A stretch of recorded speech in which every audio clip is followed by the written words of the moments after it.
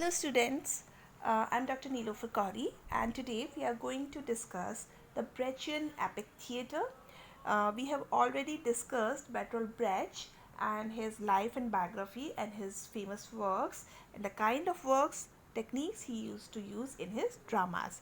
So here I have begun this with this quotation from Peter Brook, who is a theatre director. He says Brecht is the key figure of our time, and all theatre work today at some point starts or returns to his statements and achievements. So let us begin. Epic theatre, which is known in German Epische Theatre. This is a theatrical movement arising in the early to mid 20th century from the theories and practice of a number of theatre practitioners who responded to the political climate of the time through the creation of a new political theatre. Epic theatre is not meant to refer to the scale or the scope of the work, but rather to the form that it takes. Epic theatre emphasizes the audience perspective in reaction to the piece through a variety of techniques that deliberately cause them to individually engage in a different way. The purpose of epic theatre is not to encourage an audience to suspend their disbelief, but rather to force them to see their world as it is. So this is completely different from the dramatic drama or the traditional drama, which used to make the audience as a part of the spectacle or the part of the tragedy or the part of the drama, so that they could be one and they could arouse the catharsis of the emotions which they already have into their hearts, as we have already discussed in the theory given by Aristotle. But with Brecht or with epic theatre, this is not the same. The purpose of epic theatre is not to encourage an audience to suspend their disbelief, that do not believe everything that is shown on the stage. The things which are shown on the stage are only artificial things. They are just being represented to you. The things which are already prevailing in the world, but they are represented to the audience so that the audience can see them and understand the problem which are lying behind the whole drama or the whole scene, and they try to resolve those problems after seeing that drama, not that sitting in the drama and crying over whatever is happening and feel relaxed after finishing of the tragedy. So here I have taken a picture of the setting of a Breccian drama, which is, we can easily see that there are benches capped, and the picture which is shown, the set which has been made is of a house, but it doesn't look like a house. We can easily feel that yes, this is a house, this is a set of a house, not exactly the house. So epic theatre is a form of didactic drama presenting a series of loosely connected scenes that avoid illusion and often interrupt the storyline to address the audience directly with analysis, argument, and documentation. Epic theatre is now most often associated with the dramatic theory and practice evolved by the playwright-director Bertolt Brecht in Germany from the 1920s onward. Its dramatic antecedents include the episodic structure and didactic nature of the pre-expressionist drama of the German playwright Frank Wedekind and the expressionist theatre of the German directors Erwin Piscator, with whom Brecht collaborated in 1927, and Leopold Gessner, both of whom made exuberant use of the technical effects that came to characterize epic theatre. Brecht's perspective was Marxian, and his intention was to appeal to his audience intellect in presenting moral problems and reflecting contemporary social realities on the stage. This was the intention which was lying behind the whole idea of epic theatre.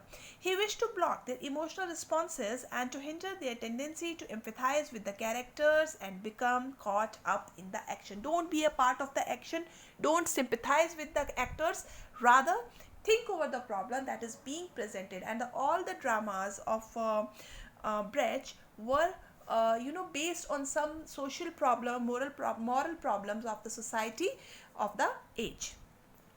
To achieve this end, he used alienating or distancing effects to cause the audience to think objectively about the play, to reflect on its argument and understand it, and to draw conclusion. Okay, so this is called alienating effect or distancing effect. Here is a picture from a drama, Fear and Misery of the Third Reich. Okay, so we can see that how the dramatist or how the director has kept these artists in a certain on certain distance, kept them into, it looks very artificial. So we understand what they are about to say, but we do not be a part of their life. Now let's move to the alienation effect. Alienation effect, also called A effect or distancing effect, or in German, which is known as Verfremdungseffekt or V effect idea. This is central to the dramatic theory of the German dramatist director Bertolt Brecht. It involves the use of techniques designed to distance the audience from emotional involvement in the play through jolting reminders of the artificiality of the theatrical performance. So the performance in the theater should be artificial. They should be, or rather there should be reminder of artificial after such certain intervals. So the audience do not get emotionally involved with the drama or with the theater, and for this the dramatist use few techniques. Here is a scene. Now you can see the lights here, you can see the curtain, or you can see the set, that yes, this is a set. This is not the reality, this is not the location exact. This is a scene of the setting from a scene in Mutter Courage in Ihre Kinder, Mother Courage and Her Children, which is staged by Bertolt Brecht for a production in 1949 by the Berlin Ensemble. Staging example of such techniques include explanatory captions or illustrations projected on a screen, actors stepping out of the character to lecture, summarize, or sing songs, and stage designs that do not represent any locality, but that by exposing the lights and ropes keep the spectators aware of being in theatre. Here is another example from the same drama. You can see a screen going behind in the rear, and there is a rope for the curtain, and the artist is he is also carrying he has held a rope in his hand. That makes us feel that yes, this is not real, this is a drama, something which is presented before us. The audience's degree of identification with characters and events is presumably thus controlled, and it can more clearly perceive the real world reflected in the drama. Okay, so the audience, their imagination is under control of the director. Brecht conceived the alienation effect not only as a specific aesthetic program but also a political mission of the theatre, inspired by the philosophies of G.W.F. Hegel and Karl Marx, and by Victor Schlosky's theory of Austrianei,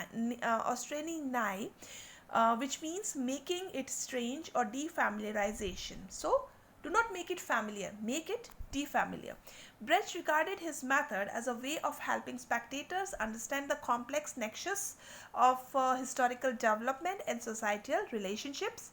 By creating stage effects that were strange or unusual, Brecht intended to design the audience an active role in the production by forcing them to ask questions about the artificial environment and how each individual element related to real life events.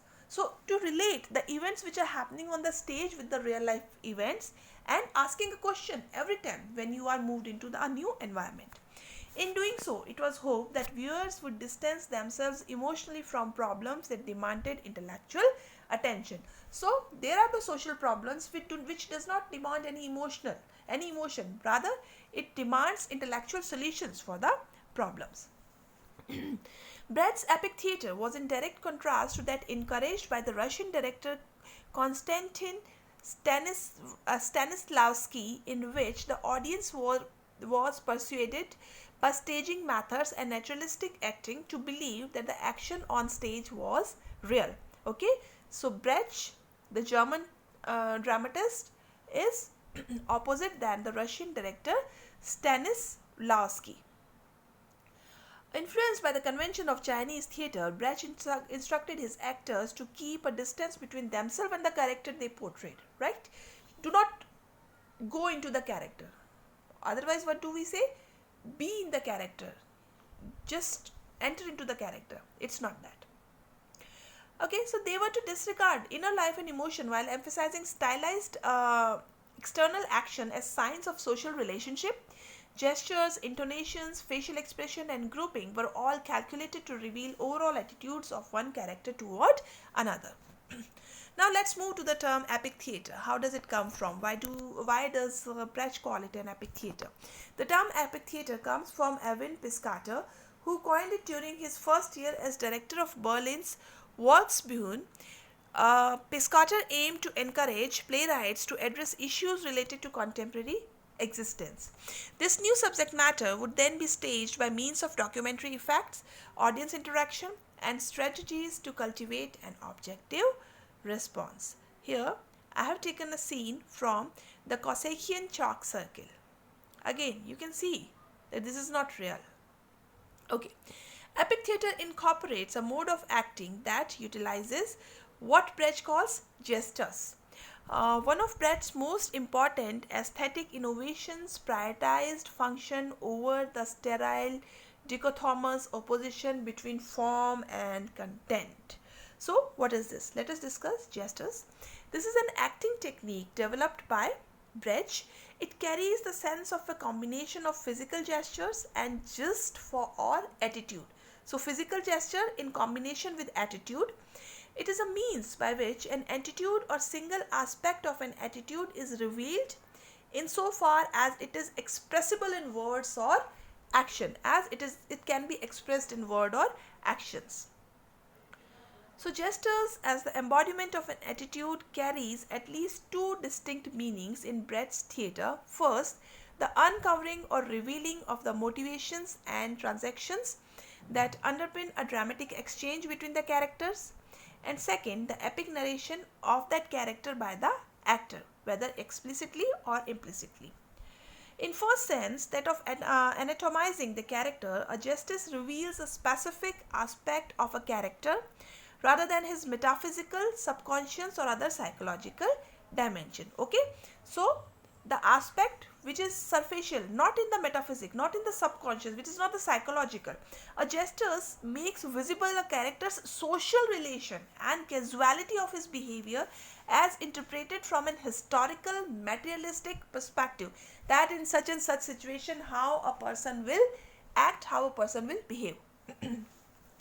In the second sense, the actor's attitude as embodied in acting as an act of epic narration, the showing that is shown in the showing in Brecht's turn of phrase. Brecht says that it is showing that is already shown in the showing, okay, to express something which has already happened into an artificial way. Brecht refers to the political basis from which an actor interprets his role and its place within the storytelling scheme of production as a whole. So there is some political scheme behind everything, behind all this, that Brecht talks about this. Now let's discuss what are the techniques of the alienation effect to create the alienation effect or the A effect or the distancing effect or the V effect on the stage, where you can distance the audience or separate the audience from the artist of the stage. So here are a few points. The narration needs to be told in a montage style.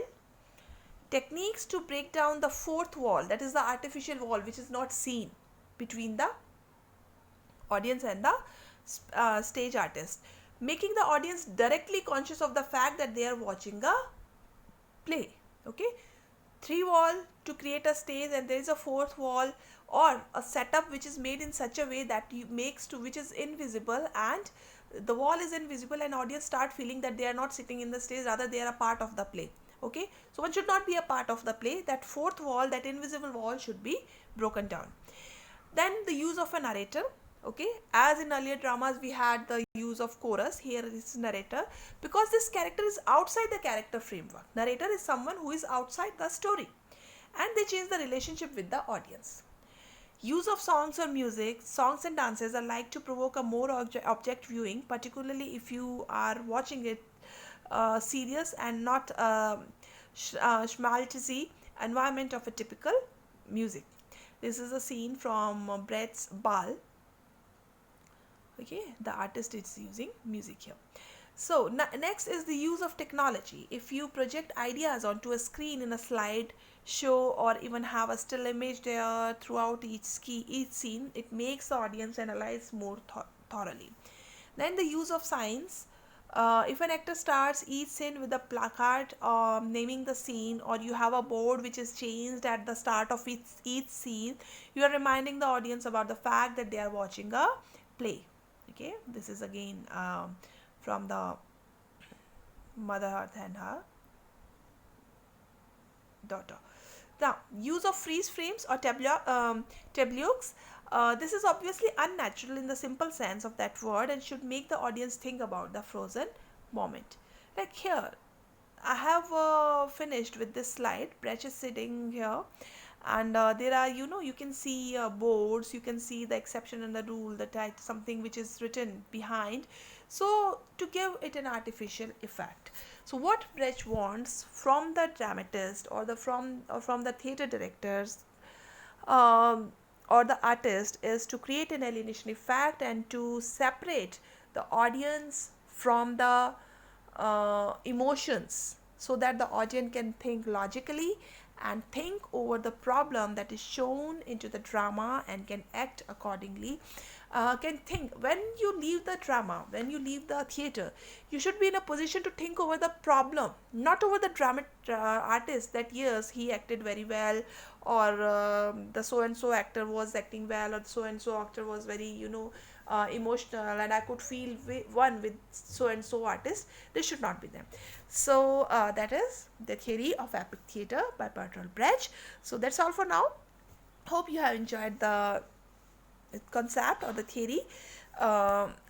Let's meet in next lecture. You can ask your questions in the comment box, or you can directly message me on my WhatsApp number. Thank you very much. Have a nice day.